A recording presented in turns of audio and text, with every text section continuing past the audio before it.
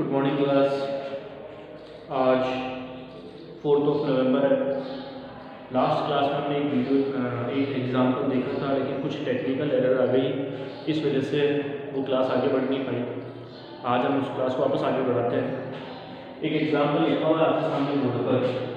The police did not catch the thief. Active का statement है, the police did not catch the thief. The police active का subject है, did helping verb है, not denotes negative sense, catch main verb की first form है और the thief हमारा active का ऑब्जेक्ट है। इसका हमारे को बनाना है पैसिव वॉइस। इसका पैसिव वॉइस बनाने से पहले एक चीज हमेशा याद रखो, जिस भी टेंस, जिस भी स्टेटमेंट में या जिस भी सेंटेंस में या तो मेन वर्ब की सेकंड फॉर्म आए, जिस भी सेंटेंस में या तो मेन वर्ब की सेकंड फॉर्म आए या डिड के साथ मेन वर्ब की फर्स्ट फॉर्म आए, या डिड के साथ मेन वर्ब की फर्स्ट फॉर्म आए, ऐसा जो सेंटेंस होगा वो कौन से टेंस का होगा? पास्ट इंडेफिनिट टेंस का होगा। कौन से टेंस का होगा? पास्ट इंडेफिनिट टेंस का होगा।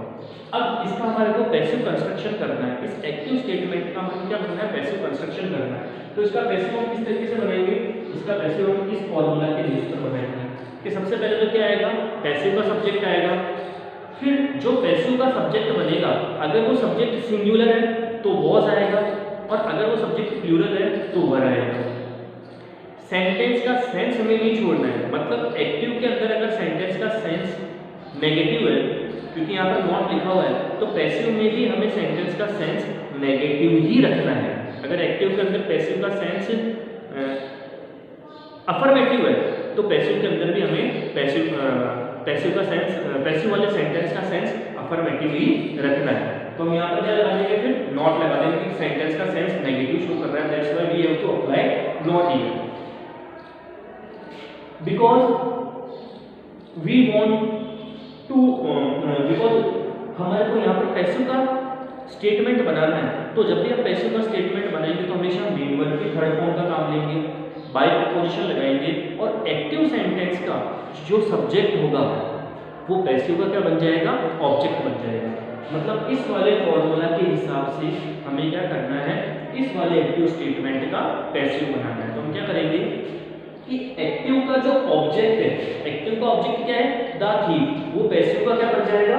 सब्जेक्ट बन जाएगा। देखो हमने पैसिव के सब्जेक्ट के लिए क्या लिखा है? The thief. अब देखो मैंने क्या बोला कि सब्जेक्ट अगर सिंगुलर होगा तो वॉज आएगा, सब्जेक्ट अगर प्लूरल होगा तो वर आएगा, क्योंकि थीफ का मतलब चोर, एक चोर, सिंगुलर एंटिटी है।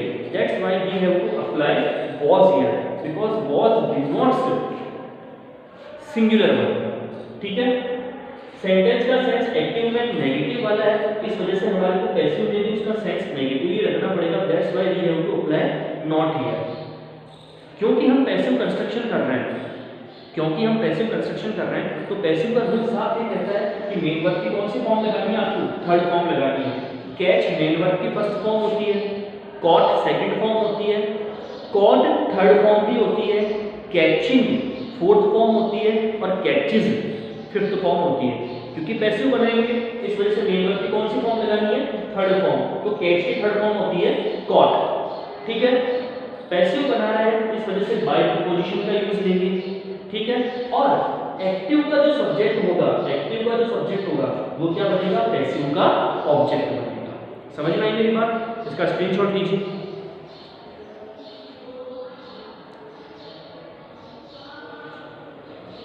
ठीक है, तो यहां तक आपको आई थिंक समझ में आया होगा कि किस तरीके से हम इसका पैसिव बना सकते हैं। एक एक्टिव वाले स्टेटमेंट का हम किस तरीके से क्या बना सकते हैं? पैसिव बना सकते हैं। ये बात हमारे को बहुत अच्छी तरीके से समझ में आ जानी चाहिए।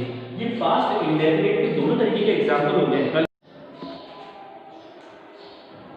अब देखिए आगे एग्जाम्पल हम और करते हैं ताकि हमारे को चीज़ बहुत अच्छी तरीके से समझ में आ जाए।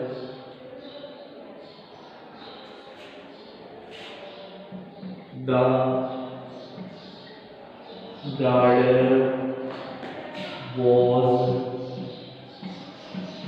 watering the plants. The gardener was watering the plants. The gardener was watering the plants. मतलब गार्डनर जो है, बागवान जो है, वो पौधों को पानी पिला रहा था, पिला रहा था। अब देखिए द गार्डनर क्या हो गया हमारे पास, एक्टिव का सब्जेक्ट। वॉज हमारे पास क्या हो गई, हेल्पिंग वर्ब। वाटरिंग हमारे पास क्या हो गई, मेन वर्ब की फोर्थ फॉर्म। और द प्लांट्स हमारे पास क्या हो गया, एक्टिव का ऑब्जेक्ट। समझ गए कि बात, द गार्डनर हमारे पास एक्टिव का सब्जेक्ट, वॉज हमारी हेल्पिंग वर्ब, वाटरिंग हो गई मेन वर्ब की फोर्थ फॉर्म, और द प्लांट्स क्या हो गया हमारे पास एक्टिव का ऑब्जेक्ट। इसका पैसिव हम किस तरीके से बनाएंगे कि सबसे पहले एक्टिव का जो ऑब्जेक्ट होगा वो पैसिव का क्या बन जाएगा, सब्जेक्ट बन जाएगा। ठीक है, फिर हम लिखेंगे वॉज या वर्ब। वॉज या वर्ब में हम वॉज को कब उतारेंगे, जब हमारे पास पैसिव का सब्जेक्ट सिंगुलर हो। हम वर्ब को कब उतारेंगे, जब हमारे पास पैसिव का सब्जेक्ट प्लूरल हो। ठीक है, तो फिर उतारेंगे हम बीइंग, फिर उतारेंगे हम मेन वर्ब की थर्ड फॉर्म, फिर उतारेंगे हम बाय, और फिर लास्ट में हम उतारेंगे पैसिव का ऑब्जेक्ट। पैसिव का ऑब्जेक्ट कौन बनेगा, एक्टिव का सब्जेक्ट। तो इस वाले फॉर्मूला के हिसाब से हम इस वाले एग्जांपल का, एक्टिव स्टेटमेंट के एग्जांपल का पैसिव बनाएंगे। अब सबसे पहले हमारे को ये पहचानना पड़ेगा कि एक्टिव का जो स्टेटमेंट है वो किस टेंस में है। तो मैंने आपको बताया हुआ 6 नंबर का रूल है कि अगर वॉज और वर के साथ में मेन वर्ब की फोर्थ फॉर्म आती है, वॉज और वर के साथ में अगर मेन वर्ब की फोर्थ फॉर्म आती है, तो वो कौन सा टेंस होगा हमारे लिए, पास्ट कंटीन्यूअस। कौन सा टेंस होगा, पास्ट कंटीन्यूअस टेंस होगा हमारे पास। अगर वॉज और वर के साथ में मेन वर्ब की फोर्थ फॉर्म आती है, तो वो हमारे लिए पास्ट कंटीन्यूअस टेंस होगा। ठीक है, और ये 6 नंबर वाले रूल में मैंने आपको लिखवाया हुआ है। तो अब हम इसका पैसिव बनाते हैं। एक्टिव का ऑब्जेक्ट है हमारे पास द प्लांट्स, जो हमारे लिए बनेगा पैसिव का सब्जेक्ट। तो हम लिखेंगे द प्लांट्स। अब देखो प्लांट्स है, प्लूरल है, तो वर आएगा। The plants were being, main verb की थर्ड फॉर्म वाटरिंग। वाटरिंग की थर्ड फॉर्म होती है वाटर्ड।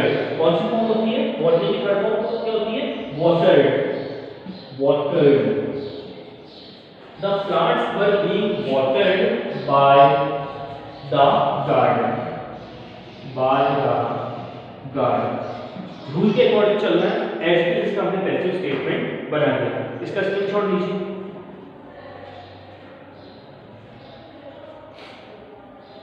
ठीक है, तो ये वाला रूल समझ में आया। हमने क्या किया कि हमारे पास ये एक्टिव का स्टेटमेंट था, the gardener was watering the plants, the gardener was watering the plants.